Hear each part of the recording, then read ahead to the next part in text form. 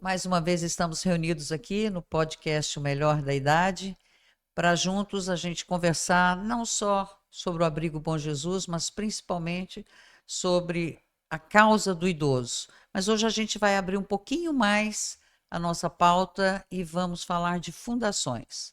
Por que nossas entidades são fundações? E a gente traz como convidado o Dr. Renê Duó Souza, promotor de justiça da Promotoria de Fundações, que vela por nós todas as fundações.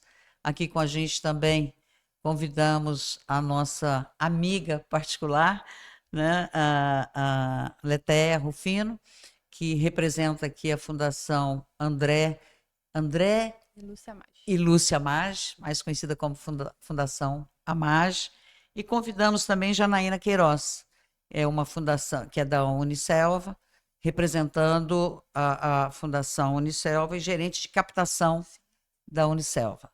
Vamos conhecer um pouquinho mais dessa fundação, da Fundação Amage, dos trabalhos que a Amage, um pouquinho, como a Letéia disse agora há pouco, antes de começarmos, são 3 fundações com as suas características próprias, né? O Abrigo Bom Jesus é uma entidade filantrópica, a Letéia vai mostrar para a gente um pouquinho do que é a Fundação Amage, e a Janaína vai falar para a gente dos propósitos da Fundação Unicelva, que é uma fundação de mais de 20 anos. Sim.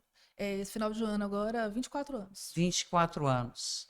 Vamos começar com o nosso convidado aqui, o Dr. Renê. Dr. Renê, qual a fundação mais antiga em Cuiabá, em Mato Grosso?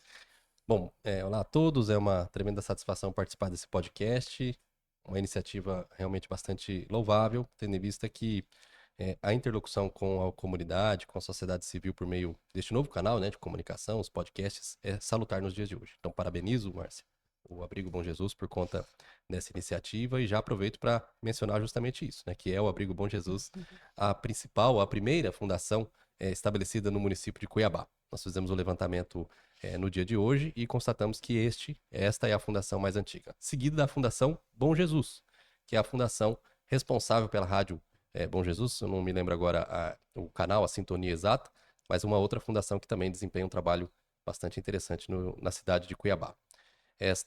Este levantamento contou com o auxílio da minha assessoria e é um levantamento feito no que se refere à cidade de Cuiabá. Eu não consigo levantar a idade de todas as fundações do estado, porque isso representaria ou levaria a uma dificuldade um pouco maior. Mas nós vamos tentar levantar e descobrir se temos alguma outra fundação mais antiga no estado todo, né? Mas, por enquanto, o título é da Fundação Abrigo Bom Jesus. Que ótimo. O Abrigo Bom Jesus foi criado em 1940 por Dona Maria Miller, é uma entidade privada de caráter filantrópico. Para aqueles que não conhecem, fica o convite para viver momentos maravilhosos junto com os nossos idosos, na Avenida do CPA, bem ao lado da 13ª Brigada, e a gente está aguardando, porque a presença das pessoas junto aos nossos idosos é de fundamental importância. A gente sempre diz que a maior doação é o tempo. Então, a gente poder doar o tempo, o arroz é importante, o remédio é importante, mas o tempo das pessoas dedicado aos nossos idosos é uma riqueza muito grande. Ainda, doutor Renê, sobre fundações, nós temos aqui, né, nós somos 3 diferentes fundações, o senhor não tem ainda catalogado esse número, mas o senhor sente a necessidade de mais fundações, em que sentido? Bom, na verdade, esta minha atribuição, né, trabalhar junto ao velamento das fundações, é uma função razoavelmente antiga dada ao Ministério Público, desde a legislação desde 1916. Só que essa atuação do Ministério Público no velamento das fundações sempre foi feita de maneira muito episódica. Nos dias de hoje, para vocês terem uma ideia, nos últimos 3, 4 anos, vários ministérios públicos estão estruturando melhor o funcionamento dessas curadorias, por conta da percepção de que o terceiro setor representa um braço muito importante, não somente na prestação de serviços relevantes para a população, como também um braço importante para a própria economia. E assim está sendo feito, né, por mim, neste ano de 2024 e agora 2025. Fiz um levantamento bastante severo e, assim, os números relacionados à existência de fundações aqui na cidade de Cuiabá e Várzea Grande, onde eu atuo estritamente, são realmente números muito baixos. Nós temos um número, proporcionalmente falando, Eu nem tenho, assim, certeza absoluta do que eu vou dizer, mas é um número muito próximo ao menor de todo o país. E realmente é algo que nos toca. Nos toca porque o papel de funcionamento e de atuação das fundações em um determinado local diz muito respeito ao papel com que a população e a comunidade têm frente a algumas demandas que não podem ser enfrentadas apenas pelo poder público. Eu não quero crer com isso que o empresário mato-grossense seja menos solidário do que o empresário paulista, do que o empresário gaúcho ou de outros locais do país. Mas o fato é que nós temos um número muito baixo. Então, dentro dessa percepção, eu venho desempenhando um trabalho já desde 2024, tentando fomentar a criação de novas fundações. Felizmente, isso já frutificou. Nós estamos acabamos de autorizar a criação de mais 2 fundações no estado de Mato Grosso para reforçar esse time. Então, o fato é que nós temos hoje a necessidade de tentar, e esse podcast vem em boa hora, fomentar este crescimento. O investimento privado em pautas sociais, por meio de criação, principalmente, ao meu ver, de fundações, é salutar para o desenvolvimento econômico e desenvolvimento social desse local. O estado de Mato Grosso, como todos sabem, é um estado que tem um índice econômico de desenvolvimento razoavelmente alto, e agora nós precisamos desenvolver este outro braço, e eu penso que as fundações são importantes mecanismos nesta direção. Então, conto com estas 3 fundações que estão aqui, com vocês, ouvintes, que estão nos ouvindo, para que nós vamos construir um ambiente mais propício para a proliferação e a criação de mais fundações na nossa cidade. Ótimo. Botando agora a Letéia um pouquinho na roda. A Letéia, conta para a gente, diferente do Abrigo Bom Jesus, a sua fundação, a Fundação Amage, ela trabalha com recursos próprios, né, gerado pela própria empresa, pelo próprio Grupo Amage. O que a diferencia das demais e quais são os projetos que vocês têm na fundação como prioridade? Então, a Fundação André Lúcia Amage, ela atua onde a Amage tem atuação de negócio. São quantos estados? Somos em 4 estados e mais de 60 municípios, por exemplo. E a fundação ela fica responsável pela gestão do investimento social privado da Amage. Ou seja, a Amage repassa um recurso financeiro anual para a gente, faz uma doação, onde a gente tem uma estratégia, uma política de investimento social de como a fundação vai atuar olhando para esses territórios, para esses municípios, né? É muito no sentido de entender qual é a demanda de cada município e como que a gente atua via projetos sociais. Atualmente, a gente tem um formato de apoiar outras organizações sociais no seu fortalecimento. Então, como a fundação não consegue estar em todos os 60 municípios, né, ou até mais, a ideia é a gente fomentar para que as organizações que estejam nesses territórios se fortaleçam. Então, o grande papel da fundação é, ao invés dela ir lá e atuar, como é o Abrigo Bom Jesus, que atua diretamente com o público beneficiado pelo projeto, pela atuação, a gente investe em outras organizações que estão nesses territórios. Seria como pegar na mão mesmo da organização e fazer o fazer processo ela de caminhar. fortalecimento. Isso. Então, o Dr. René trouxe, né, que essa questão de fomentar, né, mais fundações, mais... O terceiro setor, ele é estratégico, né, ele tem a importância dele, tanto para o primeiro quanto para o segundo setor, e a ideia é que a gente desmistifique isso, né? Não é só a benfeitoria, é estratégico ter organizações estruturadas olhando para onde o governo muitas vezes não chega, o Estado muitas vezes não chega. Então, a Fundação ela atua nesse sentido, de fortalecer quem está no território, nos municípios, para que faça bom trabalho. E isso. Eu acho que recentemente aí, agora, não sei se foi em maio ou em abril, a Fundação Amage foi contemplada com um prêmio no Amazonas como referência de projetos, né? Do Amazonas. Acho que foi no Amazonas. O Sebrae Sim. do Amazonas. Recente, né? Semana passada, o Sebrae nos presenteou, né, por nossa atuação. Reconhecimento. E reconheceu pela nossa atuação junto às comunidades ali de Itacoatiara, que é o interior do Amazonas. E pegar, quando você dizia assim, das várias frentes que a Fundação Amage faz, uma das coisas que eu julgo muito importante é esse ensinamento, esse aprendizado, né? A gente vê as dificuldades das organizações, doutor René, de elaborar projeto, de encarar, de tornar aquela entidade como uma empresa, como outra qualquer, precisando das suas certidões, precisando aprender a fazer projetos. e quando você diz pego na mão de pessoas, de entidades, para fortalecer mesmo. Isso.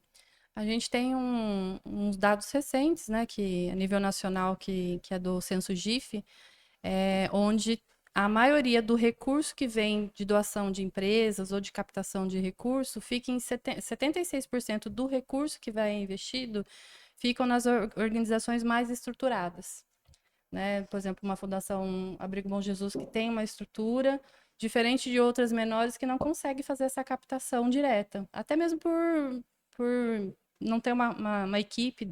Escrever um Escrever um projeto, projeto, ter uma documento. equipe específica para captação de recursos. Então, a fundação entra nesse processo de mapeamento de quais são as dores que essas organizações pequenas têm e mostrar para elas quais são os caminhos, assim, né? Olha, precisa se fortalecer e o fortalecimento é através de quais caminhos, né? Então, é muito esse aprendizado de que para além do amor à causa, você precisa estruturar tecnicamente, minimamente, para você conseguir captar recursos também, né? Doutor Renê, eu sinto aí uma possibilidade da Fundação Amage, dentro desse braço aí, nos ajudar na criação de fundações. Sem dúvida.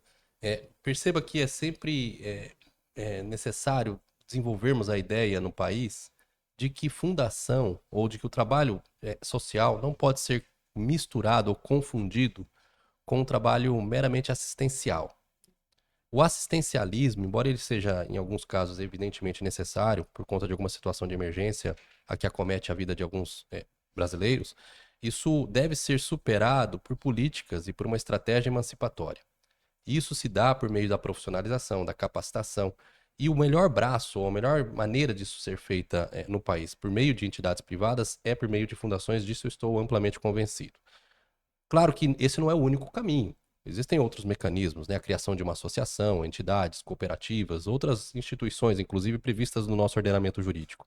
Mas agora falando numa linguagem bem juridiquês, a fundação ela tem uma vantagem sobre as demais entidades, sobre as demais pessoas jurídicas criadas, estabelecidas pelo nosso ordenamento, porque ela torna o projeto estabelecido na fundação um pouco mais permanente, um pouco mais promissor, um pouco mais longa data, longa vida. Isso acaba proporcionando às fundações uma vantagem sobre essa perspectiva, né, de que aquilo que o idealizador da fundação pretendeu realmente alcance os seus objetivos. Então você tem, a exemplo do que eu estou mencionando, fundações criadas no mundo inteiro que realizam trabalhos de todo tipo, de todas as espécies, estabelecidas há muitos e muitos anos, né? Nós temos fundações estabelecidas em outros países que desempenharam trabalhos extraordinários aqui no nosso. Vou dar um exemplo para vocês. Eu estive recentemente em São Paulo e descobri que a Faculdade de Medicina da USP, o prédio dela foi construído após uma doação feita pela Fundação Rockefeller dos Estados Unidos. Isso lá no início do século passado, por conta da percepção deles de que era necessário o desenvolvimento de uma faculdade de medicina num país como o Brasil, diante daquilo que a Fundação Rockefeller tinha como sua prioridade de atuação. E assim são vários os outros exemplos. Eu já mencionei em outras ocasiões o próprio Prêmio Nobel, né? Um prêmio que é destinado à premiação das melhores mentes humanas do mundo, é feito por uma fundação, a Fundação Alfred Nobel, e isso mostra o potencial de perpetuação do funcionamento de uma ideia por meio de uma fundação no cumprimento dessa ideia. Então a ideia aqui da nossa fala e dessa nossa atuação é fazer com que, embora essas atuações fragmentadas ou episódicas de ação social que podem e devem ser apoiadas pelo poder público, por entidades privadas, por outras fundações que o sejam, nós temos que construir cada vez mais uma rede de trabalho de fundações que possa eternizar e profissionalizar essa atuação de rede, essa atuação social, né? E é assim que a gente procura estabelecer de vez por todas no Brasil o fortalecimento do terceiro setor. Esse terceiro setor responsável pela atividade econômico não lucrativa de entidades e pessoas que procuram realizar essas atividades. Então, a gente precisa fortalecer essa mensagem, esse pensamento aqui no nosso país. Ótimo. Vamos ouvir um pouquinho a Janaína. Janaína, que é gerente de captação da Unicelva. Unicelva, que é uma fundação da Universidade Federal. O que caracteriza a Unicelva?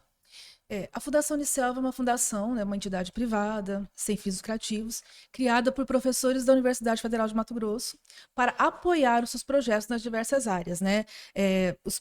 Os principais pilares: ensino, extensão, pesquisa, inovação e o desenvolvimento institucional. A Universidade Federal criou a fundação para apoiar nesses projetos. Hoje, a Fundação Unicelva, ela já tem outras entidades apoiadas, né? Por regra, pela lei, né, das fundações de apoio, a gente pode apoiar outras universidades, outras instituições de ensino superior. Hoje a Fundação apoia também o IFMT, a UFR, né, a Universidade Federal de Rondonópolis, o IFMS e a Universidade Federal de São João del Rei, o FSJ. E também, recentemente, agora o INPP, que é o Instituto Nacional de Pesquisas do Pantanal, que tem uma sede também pertence ao Ministério da Ciência e Tecnologia, dentro do campus de Cuiabá, da UFMT. A fundação, assim como outras fundações, ela nasce uma organização da sociedade civil, né? Ela é criada assim, formada assim, e se torna uma fundação de apoio através de um credenciamento feito dentro do MEC e do Ministério da Ciência e Tecnologia. Então, hoje, a fundação, ela faz gestão administrativa e financeira dos projetos, né? Gerencia os recursos, presta contas, faz toda a parte administrativa usando a expertise da academia, né? Dos professores, da Isso área em todas técnica, as áreas da em universidade? todas as áreas, exatamente. Porque grandes universidades hoje, elas têm várias fundações de apoio, e cada uma específica em uma área. A fundação, ela atende todas as áreas do conhecimento. Então, todas as áreas do conhecimento que as universidades, que as entidades apoiadas têm pesquisa, tem inovação, tem extensão, a fundação pode apoiar, né? Desde que sejam projetos criados ali, né, executados pelos professores dessas universidades, professores técnicos, né, pelos servidores dessa instituição. Então, a nossa área de atuação é em qualquer área do conhecimento que as universidades trabalhem, né? Desenvolvam pesquisa, inovação e assim por diante. O Janaína é mais restrito ao campus, ao campus universitário ou não? Você pode, uma determinada entidade, demandar um trabalho de vocês? Podemos, porque na realidade, como eu disse, a gente nasce uma USC, né, e se torna uma fundação de apoio. Então, se eu precisar da expertise específica de uma área do conhecimento, eu preciso da entidade apoiada junto comigo, né? Então, a gente faz aquelas parcerias junto com a universidade, com a instituição de ensino superior, com a entidade apoiada. Mas nada impede que a fundação também possa estar atuando enquanto OSC. Depende da área do conhecimento, depende da expertise, do que a gente possa estar fazendo. A nossa especialidade, o que é? Gestão administrativa e financeira. Se for fazer um projeto nessa área em que a gente vai atuar, né, fazendo apenas essa gestão, a gente consegue atuar sim. E, obviamente, que 90% dos nossos projetos é em parceria com as instituições de apoio, né? Apoiadas, perdão, que são as universidades, institutos federais, né? A maioria dos projetos são em parceria com eles.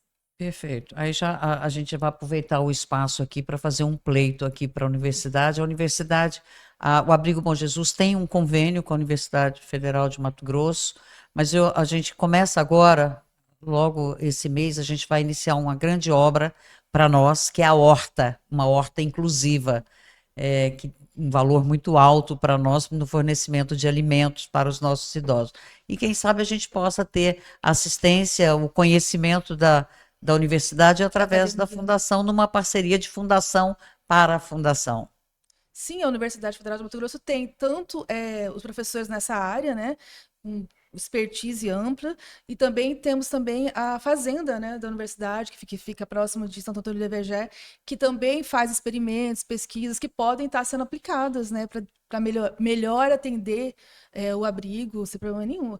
São parcerias que a gente, inclusive, está tentando chegar, né, fomentar, tentar buscar, captar recursos, né, junto com os professores, para a gente poder implementar projetos na área social, sim.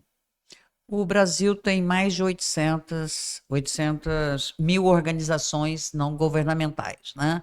E acho que essa rede é fundamental, é uma colaborando com a outra. Mas me recordo aqui de uma reunião foi o ano passado que ele nos organizou um encontro no Ministério Público, e a Leté, junto com a gente naquela ocasião, disse do frio na barriga quando anunciaram que o Ministério Público estava na sua fundação para uma visita. Foi isso, Aletheia? Foi. Até hoje, né, doutor? Tô brincando. Hoje a gente tem uma parceria muito próxima, mas o frio na barriga é porque realmente, né, eu acho que o movimento do último ano, né, com a promotoria foi de aproximação e parceria, né?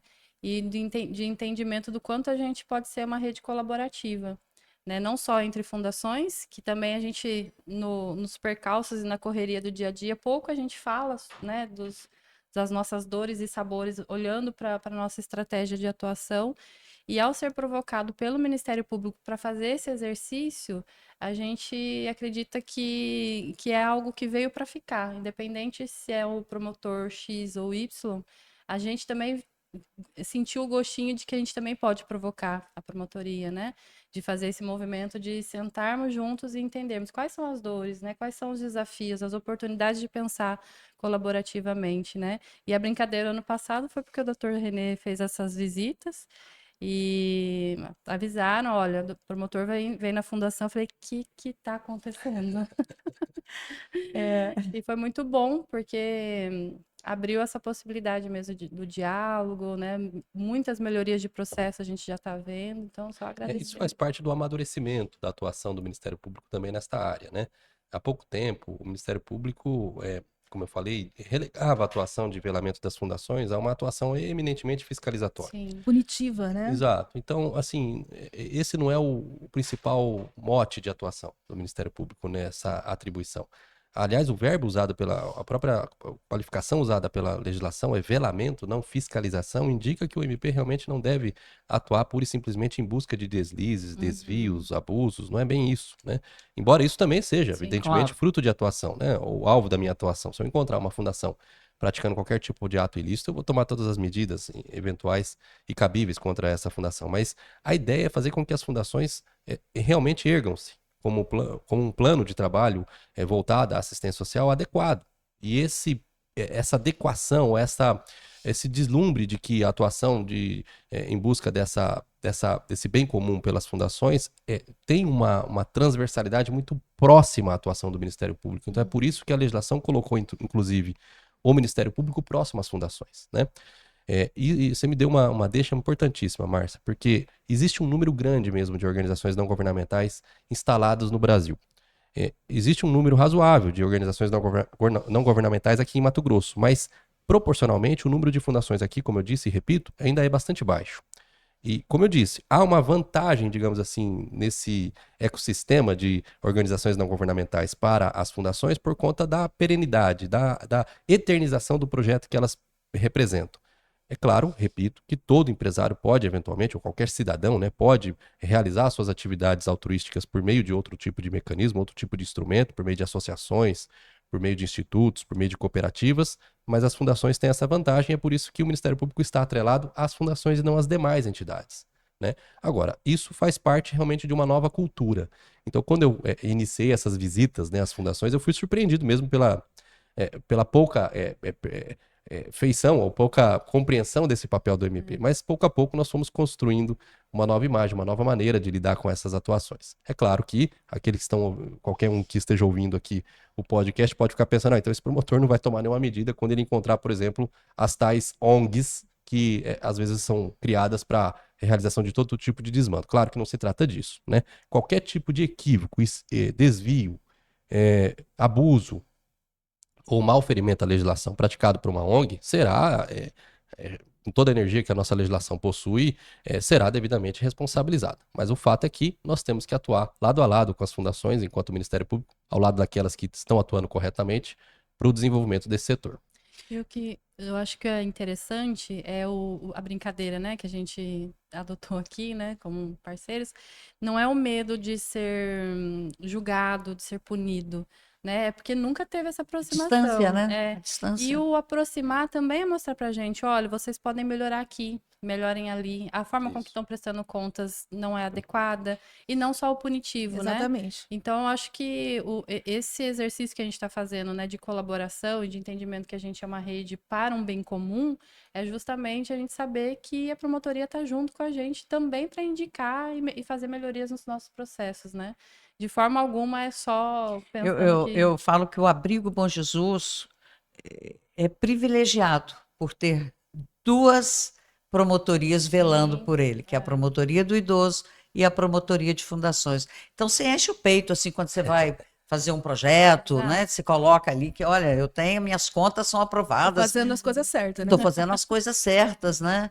E tão importante quanto o que a Letéia colocou, corrigir aquilo que não está certo, aquilo que pode ser melhorado, vamos melhorar, vamos buscar caminhos. Recentemente a gente foi feliz com uma informação que, mérito da equipe do Dr. René, que nos facilitou agora na prestação de contas, que pode ser diretamente feita à promotoria de fundações, sem ter a necessidade de passar por um cartório, a burocracia de um cartório, né, já que as contas serão aprovadas pela fundação, que se vá direto a fundações e que ali então seja. Isso encurtou, vai encurtar caminhos, vai encurtar prazos. Nós precisamos que as nossas contas sejam analisadas e aprovadas.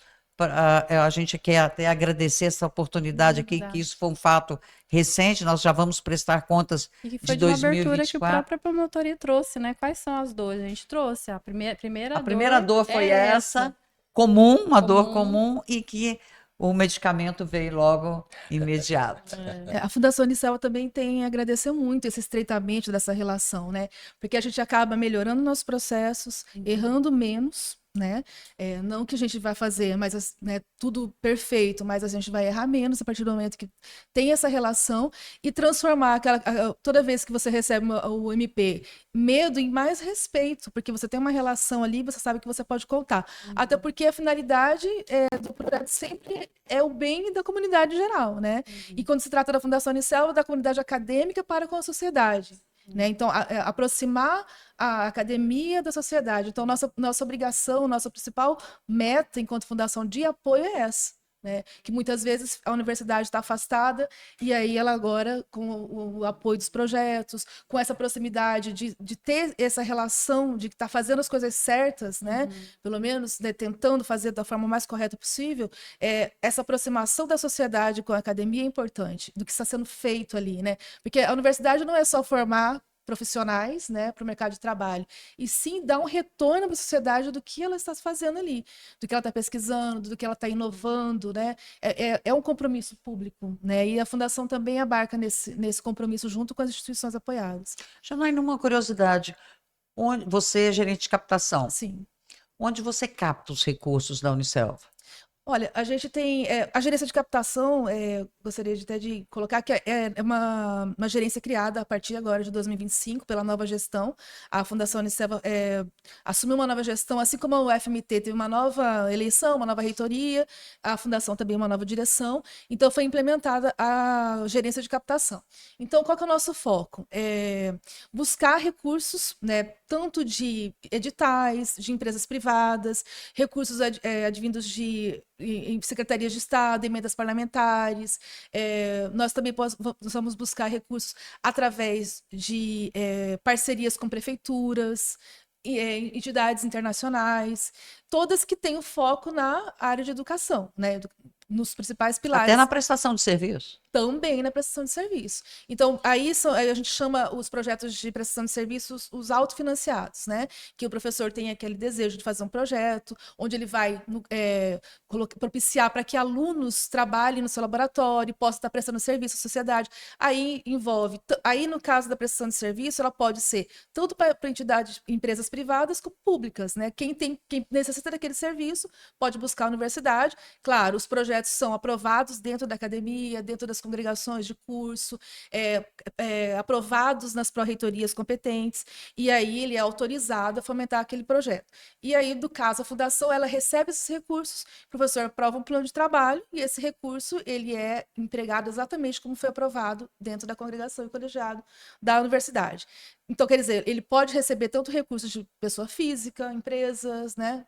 Então, a prestação de serviço tem crescido bastante dentro da universidade. Era uma prática que não se tinha muito hoje, e a gente vê que vai aproximando, né, a universidade das empresas. Muitos alunos que estão ali trabalhando no laboratório, nas horas que ele não tem aula, né? Ele já sai muitas vezes até empregado, porque tem essa proximidade, né? Então, isso é muito importante, é um dos fatores primordiais, né, de estar fazendo esse tipo de prestação de serviço. E também temos os outros projetos, né? Tipo, nós buscamos projetos por agências de fomento nacionais, internacionais, né? Sempre estar atento, né, nos editais para ver quem está fomentando, né? E aí trazendo isso para a academia e vendo que professor tem aquela expertise para trabalhar naquele projeto, se tem o interesse, né? Então, a gente vai focar nisso. E os eventos também. A universidade tem vários eventos, alguns já tradicionais, de cursos, capacitações, extensão, né? Que é os famosos projetos de extensão que eles oferecem para tanto a comunidade acadêmica como a sociedade geral. Então, esses também são pontos de captação. A ideia das fundações de apoio, elas reforçam uma percepção muito interessante a respeito das fundações. Porque foi a partir dessa legislação especial que cria as fundações de apoio que percebeu-se que esse tipo de entidade, fundações, tem uma credibilidade maior para reunir, para captar esses recursos para determinadas finalidades altruísticas.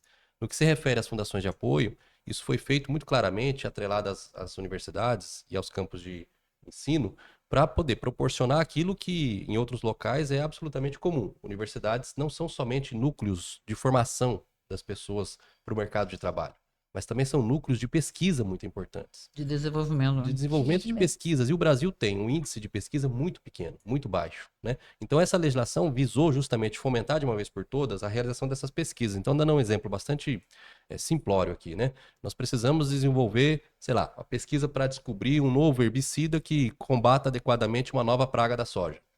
Que surge aqui, só em Mato Grosso.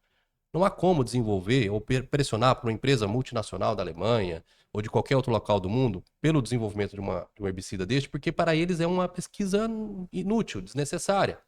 Então ninguém melhor do que a própria Unicelva ou no estado de Mato Grosso ser fomentada a realização dessa pesquisa para que essa praga seja combatida aqui, e isso deve ser feito mediante captação de recursos.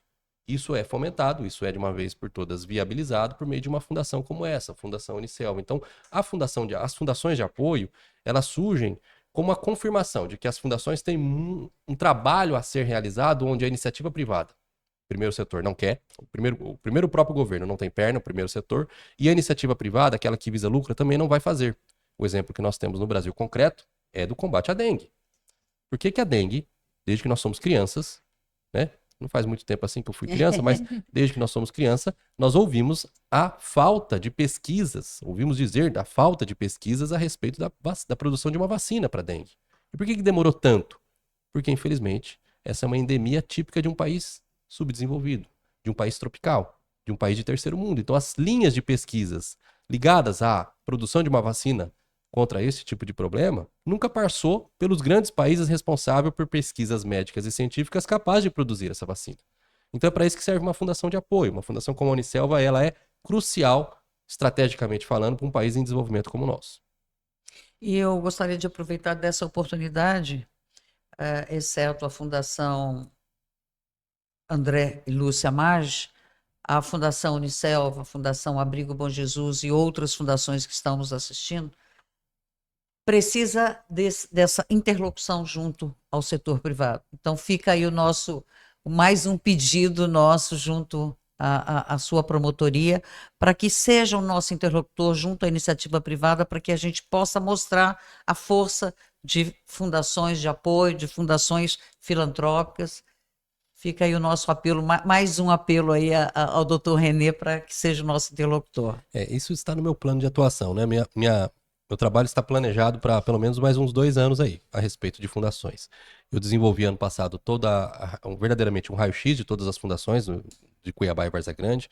estou agora trabalhando numa frente de estabelecimento, de fomento à criação de novas fundações, e isso passa por uma rede de interlocução entre as fundações em si mesmas e depois com os empresários. Então, agora nesse primeiro semestre, nós pretendemos fechar com mais um fórum de encontro com as fundações para que elas troquem informações entre si.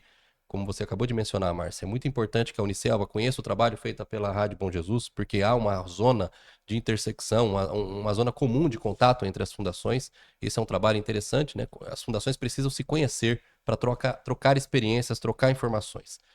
Não somente fundações com associações civis, fundações com cooperativas, com as demais entidades filantrópicas da cidade. Isso tudo é muito útil para o desenvolvimento das atividades altruísticas.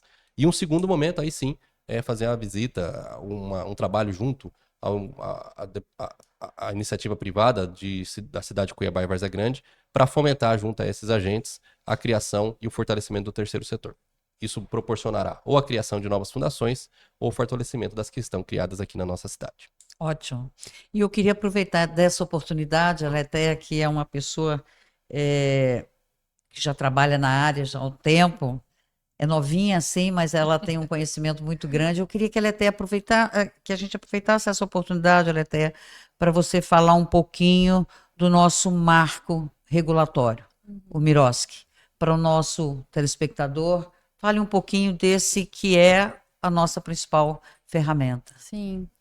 Eu acho que o marco regulatório, ele realmente veio com um incentivo a gente ter um direcionamento, né? Um direcionamento não só como é que eu parcerizo com o poder público, mas como que eu, enquanto organização terceiro setor, preciso olhar para a minha vida institucional, para dentro e para fora.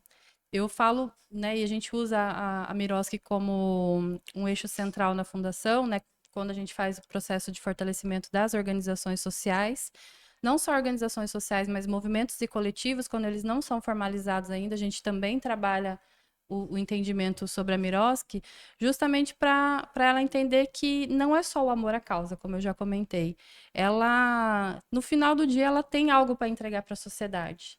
Né? A gente falou muito aqui, a gente não trouxe muita palavra, mas a gente também falou muito sobre transparência. Se eu quero captar recurso, eu preciso ser transparente. Se eu quero chegar na promotoria e falar, vem aqui me visitar e junto comigo entender as minhas dores, eu preciso ser transparente para trazer isso também. E a MIROSC, ela traz isso. Né? Ela é uma lei, a 13019, que ela direciona como que as organizações do terceiro setor formalizam parcerias com o governo, mas ela dá um direcionamento para a vida da organização, né? Em que sentido? Eu preciso olhar para minha governança, eu preciso olhar para minha prestação de contas, eu preciso olhar o meu impacto naquela comunidade, e tudo isso a MIROSC traz ali dentro, né? Como é que eu explico o que eu estou fazendo em uma comunidade de uma forma que eu seja transparente nesse processo, né?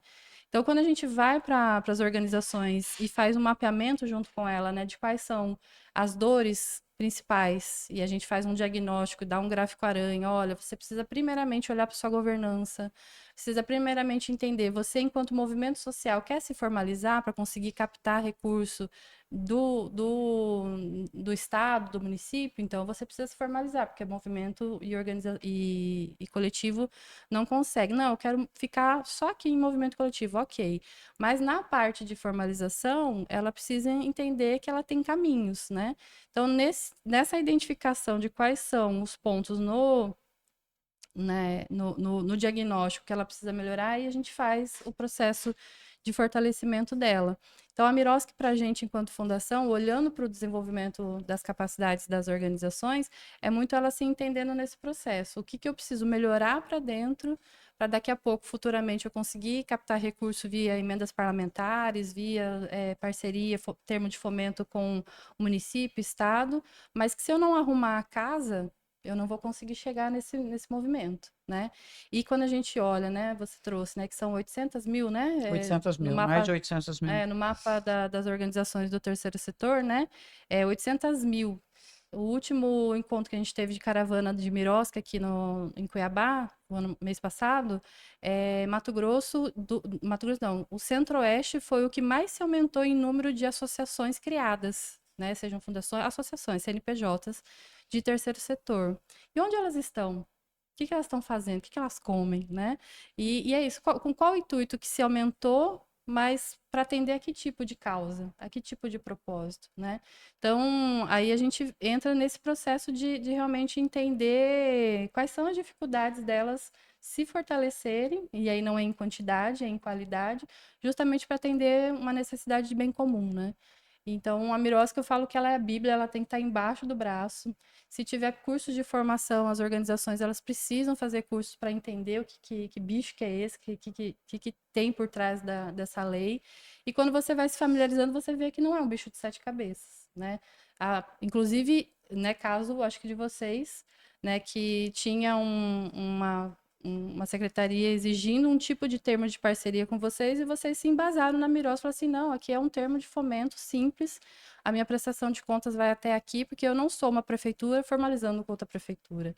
Então, acho que... E ele não tinha esse entendimento. E não tinha esse entendimento. Então, onde que entra também o nosso papel de advocacy, de provocar o segundo setor, o primeiro setor, a entender tecnicamente também o que esse terceiro setor está entregando para a sociedade, né?